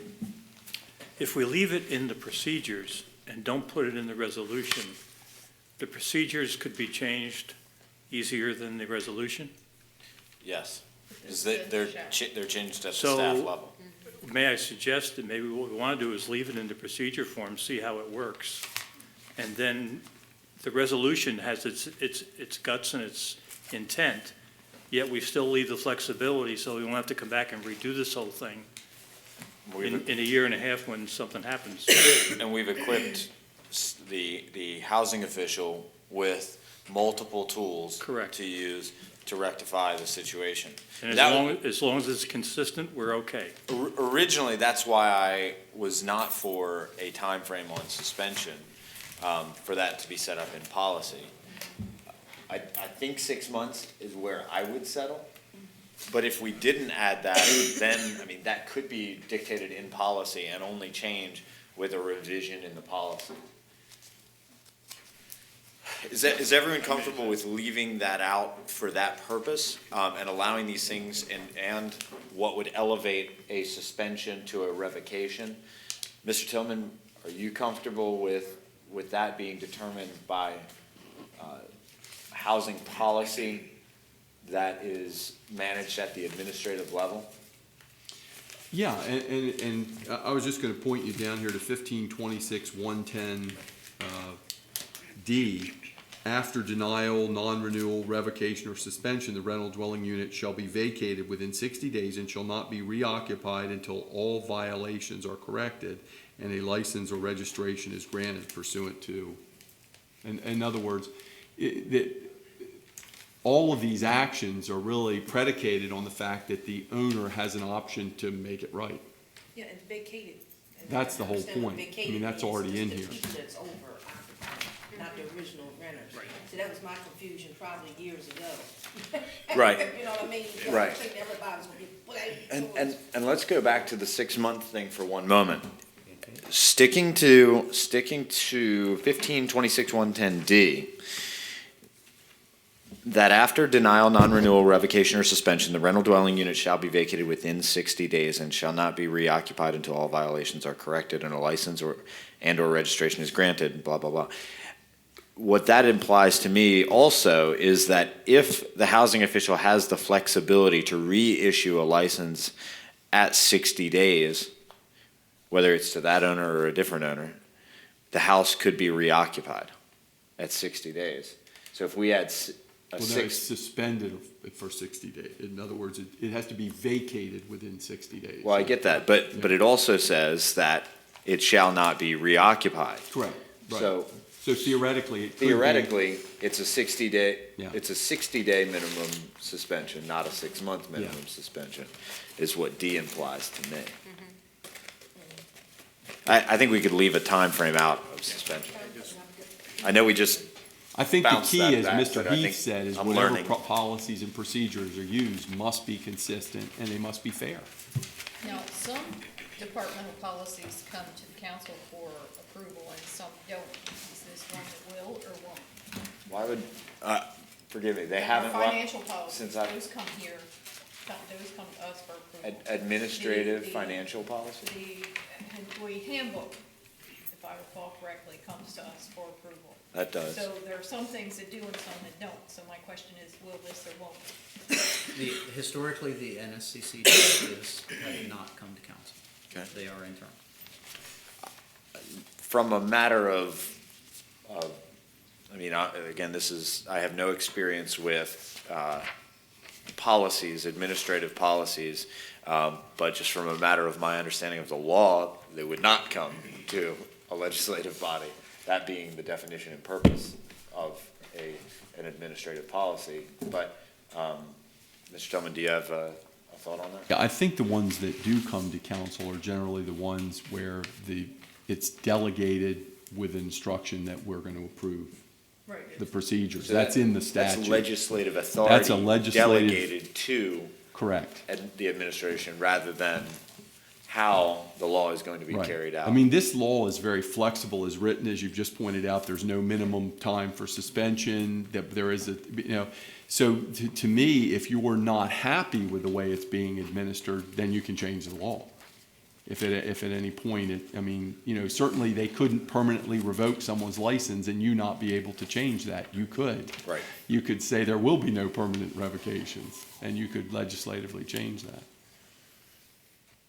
Jake, I still need you to help me in line 72, understand why, or Mark, why this doesn't say when the infraction is found or determined to be valid, that the NSCC shall take actions to deny, revoke, suspend. I understand those are a number of options, but to me, it says you will do one of those. You can't just fix it and fine it and move on. You have to have an Yeah, effect on your. that was my question about procedure, about, I think the answer to that is that if you say may, you're giving your administrator the option, if he wants to, not to do anything with his or her friends. That's where we started. And so I think that what you're saying is that they have to take some action if they find the violations to have occurred. so Laura, the only thing that I wanted to clarify is what it seemed was happening. I guess it's still, what was happening is there was a notice that you are being investigated Correct. and that after some period of time, if a determination was made that someone was in violation, there was a fine issued at that point, There's or only in certain cases? not until now, well, here's the procedure. Corrective, there was a investigation of excessive occupancy. Right. That's upon either complaint. Discovery or complaint, discovery. sure. And then, once it is determined that it's over-occupied, is the order to reduce. Okay, And then, if they do not comply after 60 days, if it's non-compliance, we would issue a fine. okay. What happened this time was the order to reduce was accompanied by a fine, Exactly. by the citation. Okay, so, sorry, go ahead, just wanna Laura. get Yeah, this. yeah. The notice of violation, and then the order to reduce, is that the corrective action letter? Investigation of excessive occupancy first. After it's determined that it is over-occupied, we would issue the order to reduce occupancy, Which is the corrective action letter. which is the corrective action letter. So the notice of violation, corrective action letter, and order to reduce is all the same thing? Yes. Okay. We keep interchanging terms, so I was getting confused. Yes. Okay, it's 30 days, Me too. 60. 60 days. And that's when the fine is issued. This time, yes, that's when we were issuing the fines. We had so many of them. After 60 days, We have 60 days to reduce occupancy. and then you're fined after that. If they do not reduce, yes. And we can issue that daily. We have the ability to issue that daily. Retroactively to when, No, each day thereafter the violation exists. 60 days. Well, let me just say that I appreciate this simply because we, as the two branches, are doing due diligence. We'll wait to see whether or not the quasi-judicial board and the judiciary will agree with us, and then I will come back and say to you, thank you for this, but this didn't accomplish what we wanted to accomplish, or it did accomplish. And I promise you that once we get a few of these under our belt, that we will come back to you and say, Let us know. yeah, because like I said, if Susan makes if she does her may, right, that's what we're gonna have, right, may, she may. No. Shall. I'm recommending Shall. that it be shall Shall. do one of these various Okay, if things. she does her shall and it gets appealed, and it goes to the Housing Board of Adjustments and appealed, and it gets turned over, then we will know something. If it goes to the judiciary, if we get it through the Board of Housing Adjustments and Appeals, and it goes to the judiciary, and the judiciary strikes it down, then I'll come back to you and say, these are the situations we find ourselves in. So, Mr. Mayor, based on what I'm hearing, I wanted to respond to your question, Laura. I guess what I'm seeing now is, the status quo is notification of an investigation being conducted, some period of time, order to reduce / all the other names for it, 60-day period, citation for noncompliance, daily if necessary. What this does is says, notice of investigation, some period of time, order to reduce accompanied by denial, revocation, suspension, or non-renewal, 60-day period, citation, citation, citation, citation, Correct. for failure to comply. So it does not create a buffer between the order to reduce and the denial, revocation, suspension, or non-renewal, which makes sense to me because the moment you know you're under investigation is the moment where you start to fix it. Right. And once it is fixed, you'd be eligible to get your license back anyway. There you go. so the beginning clause in that sentence on 69, is that the 60-day period? If after any period for compliance with this chapter has expired, is that the 60 days? Because you're telling me that the notice, the corrective action letter, and the fine are all coming, they're all one thing. And to me, I read this as, at the time that you say there is a violation, which is right then, you have to deny or revoke or suspend the license. That's what I'm reading. That's when the revocation would be issued. When So the order to they get a reduce- letter of investigation, and then, That is issued prior to. right, so they get the investigation letter, and then if the next day you determine that there's over occupancy through talking to somebody or observation or whatever, to me, I'm reading this, that one of those things has to happen, because it says shall. So there's no 60 days to clean it up, there's no fine, I don't see where that buffer is for correction. If, it could be the next day that they're found in violation, it could be. All that investigation of excessive occupancy is just alerting them that the city is investigating them, that it appears that it's overoccupied. So it could be the next day that they are found in violation and they're revoked or suspended. So in other words. So they the don't have landlord might not 60 know days. about it, they No, have no, no no. idea. They definitely do not have 60 days, No, and never there's- did. No. Never did. The difference is now accompanying the order to reduce is the stick. Accompanying the order to reduce is the stick. The question I think, and I didn't realize the answer to this, but the question I think is, should there be a minimum and maximum to the period of time between the notification of an investigation and the order to reduce and stick? Because I see, understand, and agree with the order to reduce being accompanied by the denial, revocation, suspension, or non-renewal. But Gotta be some opportunity to fix it. well, I mean, yes and no. I mean, Before the you never should have, never should have broken the law. They However, didn't break the law. But Say we the don't know tenant who did. I mean, what I'm saying is, I was already. follow me here, she said there's I investigation. don't really care if the tenant did it or if to me, the problem ultimately comes down to fixing the behavior of that landlord. Well, I don't see that being upheld in court. I think we're gonna spend a lot of time and a lot of money losing a lot of cases. So in once court again- If there's no so once- opportunity in there to correct it from, here's your letter that we're investigating you, and the next day you're suspended because we have in our minds determined that it's true, and the landlord may But not. we be didn't able to send do you that. the letter so that you would have time to fix it. We Right. sent you the letter to tell you we were Right. deciding whether or not you were doing How long something do they wrong. have to fix it before Well, suspended? According I to have what a I was just told, it looked like So once 60 again, days hold on before one second, Mr. Tillman. Just because I think the real issue here is that we're not punitively suspending a license for a term, like a prison term. That's not happening. We're basically saying that the license is suspended until you get it right. And, That's not right. and not what I read. so it says, under D, that's what that says. That is what D says. After denial, non-renewal, but what I'm wondering is what's the difference here, and I didn't write this law either, this was written long before I came along, and I guess I should have caught this as I was reviewing it.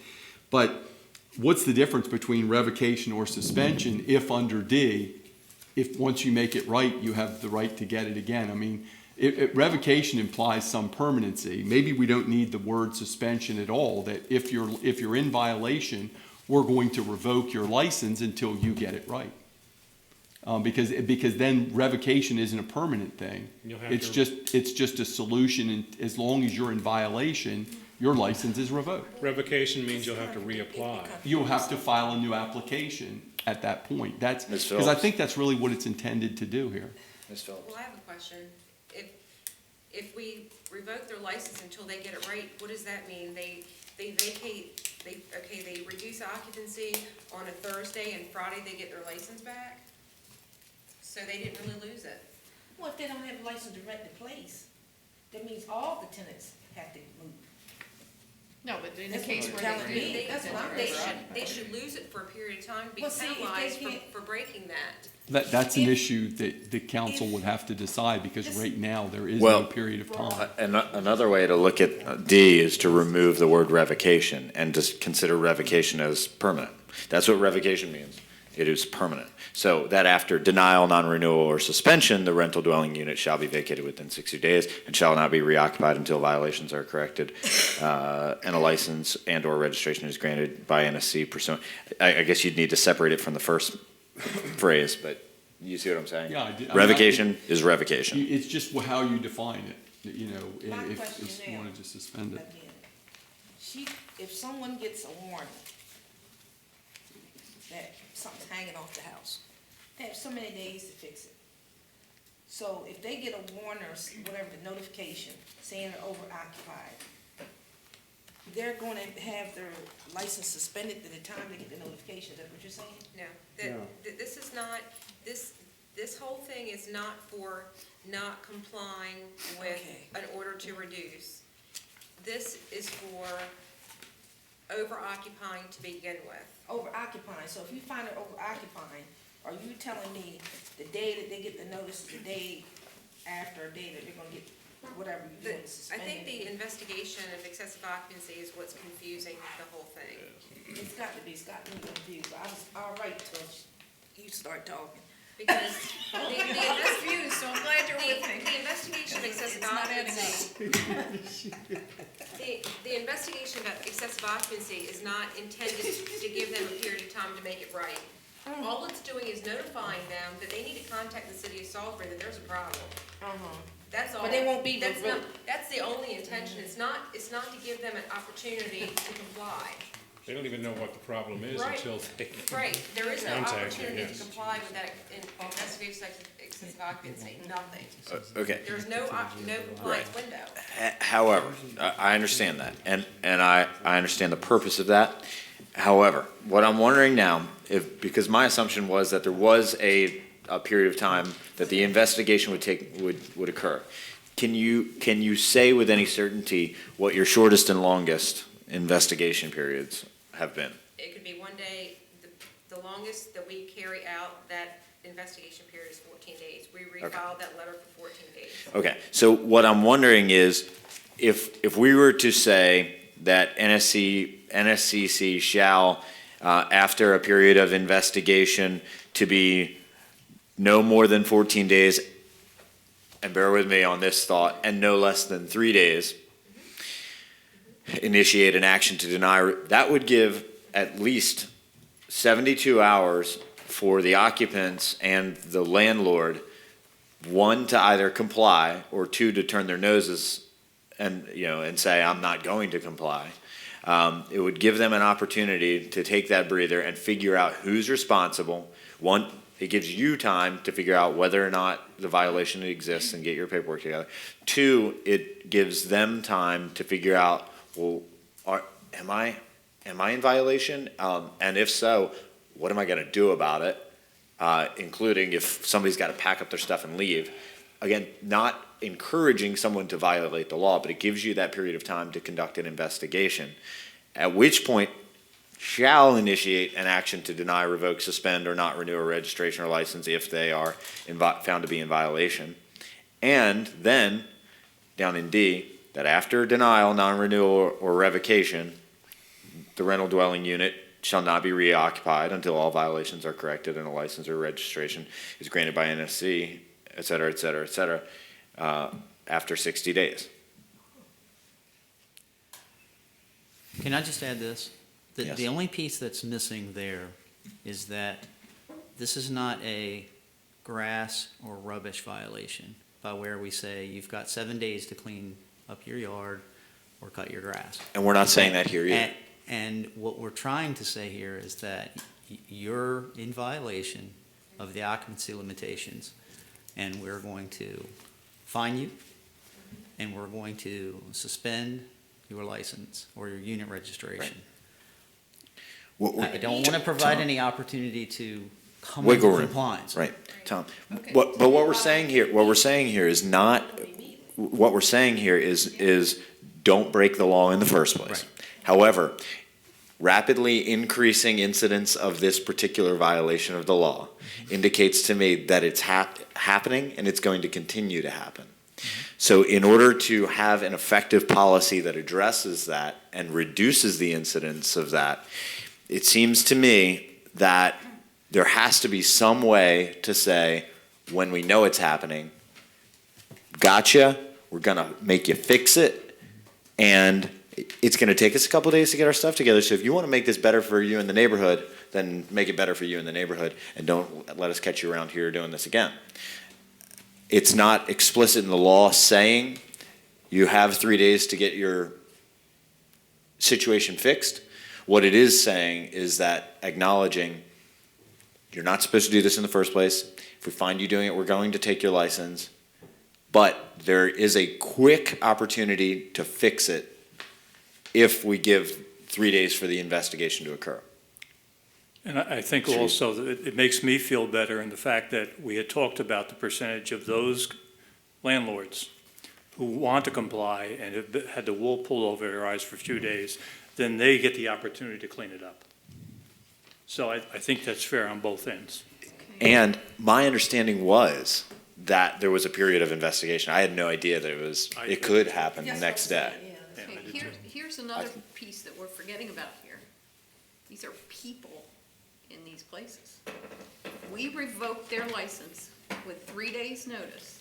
That means no one can legally live in that house. So on Christmas Eve, you get a report and you issue a letter of investigation, and in 3 days, you're putting them out, or 3 days before Christmas, you're saying, we're revoking your license because you violated that law. Where do those people go? We How give long do 60 they have to days- get out? We give 60 days to reduce occupancy. We Yeah. give no You just less. said you weren't giving any time. See, that's No, why I'm. no. No, she said 60 days. It's 60, days for the it's been tenant, 60 right? days. Yeah. It's 60 days for the tenant, or the tenant. from my But the understanding- license is suspended during that 60 days. It's not, it's, How can they be renting to people, collecting money for rent for 2 The months order- without a license? the order to reduce is always 60 days. At the time the revocation or suspension is issued, would be at the same time as the order to reduce, and that's always 60 days. We never give less time than that, unless it was imminent danger, and that would be immediate. Right, but Oh, 60 days to vacate. You're saying 60 days Yes, to vacate. yes. Now, they have up to 14 days to make it right. No, 3 to 14 days. it's No. not to make it right. It is It's to wrong, it's contact- wrong, It's you're to done. contact the city of Salisbury to So- discuss this matter. Okay, you contact the city of Salisbury to discuss the matter. When does the license renewal be suspended? When does the license be suspended? At the time the order to reduce is issued. At the time it's issued. So at the time it's issued. Even I'm sitting down here thinking that No, it's but- done the minute you write this first All right, the thing. minute you write the person up, the renewal is, the license renewal is suspended. It's almost like the investigation of excessive occupancy should be done away with, because that's what's confusing everyone. That's right, it's what's confusing me. That should just be done away with. Mr. Heath? It would help I think it would help all of us. Certainly, the more people talk, the more confused I That's get. what I'm saying. I would like to see the procedure in writing, yes. Yes. exactly What I what, asked for what before. happens. And if you Yes. get that to us before Whatever. it comes up, it would certainly help me. I know, I'm getting, I was all right, and then I got, because see, what, I'm like Laura, if they can't rent, and their license is renewed for this particular unit, that means those people are not even supposed to be living there. Right. They're not supposed to be in there at all, But- because the license is, the house is illegal. But see, we don't have the ability to suspend or revoke the license currently. That's what we're asking you to do tonight, is to give us that ability. And if We we can't do that right now. And if we do, then they're out, they're living, Well- they're either out on the street immediately or within 3 days, Well, or that- they're in that- a that place does- that doesn't have a license. That doesn't necessarily have to be the case, because you can say, okay, we've issued a letter of investigation. We've done our investigation. We've determined that the property is out of compliance. You get an order to reduce occupancy, which is 60 days. We give ample time for the persons to relocate. You can, during that period of time, go through the process of suspending the license, which would begin at the end of that 60-day period, and you're going to lose it for 90 more She days. said immediately. This is, it is. You said immediately. You all You are. just said, she said immediately, you said 60 No, days. I'm saying, everybody's coming up with different scenarios here. Okay. I'm saying that we don't necessarily have to say your license is suspended immediately. You get your citation for non-compliance. You're going to get your license suspended. Your tenants have 60 days to relocate. I'm throwing this out as an option in terms of how we do this going forward. We're talking about it like we already have the ability to suspend a license on discovery of over-occupancy, and we don't. No, I was talking about it as if this were passed, because there was consensus, with the exception of me, that this go forward. So if that were passed, I was trying to understand the scenario. For me, it says, what we were discussing was, they're sending out the letter, the notice of investigation. We inserted the 3 days, which wasn't originally there, but the next day, potentially, they could be found to be in violation, that revocation or suspension even would be issued. Then there's no rental license, yet we still have tenants in there, or people living in the house without a license for up to 60 days, or we're putting them out on the street. Those are the two options. We either put them out immediately, or we have people living in violation of our other laws. So that's what I was trying to understand, which one are we gonna allow? There's also a third option, that if the landlord or someone appeals to the board, if that occurs, then there is no suspension of the license. That goes on hold until the outcome of that hearing. So, I think it would be beneficial if we tried to take a step back and write out the procedure so that understand how That's what I asked. we're going to. I just want to make sure that, and I'm not saying this to start any trouble at all, but we are not putting anybody out. The people who are living there, who are doing something illegal, or the people who own it are making sure that those people are going out. So I just want to make sure that we doesn't include me. That's what I'm saying. Yeah. We've never put anybody out before, ever. Let me throw one more thing into this. Let's get the landlords, once they're found guilty of this, to write a letter to the neighbors and say, Amen. sorry, Amen. I screwed up, this won't happen again. Tim, you know you didn't screw up. Get the landlords to write a letter to the neighbors who they've been inconveniencing for X number of months, years. So we'll come back with a list of procedures. but I think. All right, so, actually, How would you, here's what I'd like to do. I'd like to get consensus to bring this back to work session. I'd like to see the accompanying policy, so let's call it, what we're going to do is, what council will be doing, we'll be looking at two items. We'll be looking at the ordinance, which doesn't need to change much at all, I don't think, based on what we've talked about here today, if at all, before we see it again. And the accompanying handbook or set of policies and procedures. Okay. And so there's two items. That second document, I'm not sure that needs council approval at all, but it's certainly something that's going to determine what we put into the ordinance. So that conversation, it's one conversation, but two documents, and only one of them we're voting on. Right. so 2 weeks, we'll come back, and what I Whenever really you're think ready. I'm hearing is that we have got to get the question of when it gets revoked, what happens How, in the Just interim. when, Yep. and what happens to the people for the 60-day period or whatever period during which there is an order to vacate, and what happens to the license during that period as well. So if you're going to have people in there, ensure that it's a licensed rental unit, and that the moment people leave, the license is pulled. So that has to be sorted out as So well. they're in a probation. So the how, the when, and the You good? Do you have any more questions, Susan? No, I'm good. I have issues more. how, when, and drawdown procedures. Are you good with that, Sue? I'm good with that. Is there consensus for coming back in Yeah. either 2 or 4 weeks based No, on? we're fine. I think if That's we a- lay it out. You can email it to us. We've got. Yeah, I'll send it to Tom. Okay. Send it to Tom tomorrow. All right. Thanks, everybody. That was Thank you. confusing, but we appreciate it. NSCC stuff is always confusing. Kim. Yeah.